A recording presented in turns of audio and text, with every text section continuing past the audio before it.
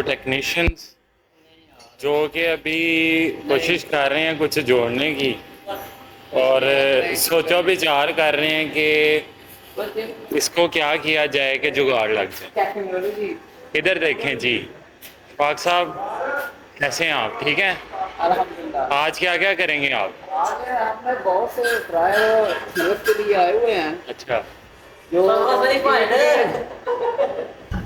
ईद के दिनों में बहुत, जैसे बकरा मंडी में बकरों का रश होता है, यहाँ पे फ्रायर का रश तो है। यहाँ फ्रायरों का रश लगा हुआ है। देखिए ये फ्रायर की दुकान है, यहाँ पे फ्रायर के रश लगना और पट्टे लगने थे।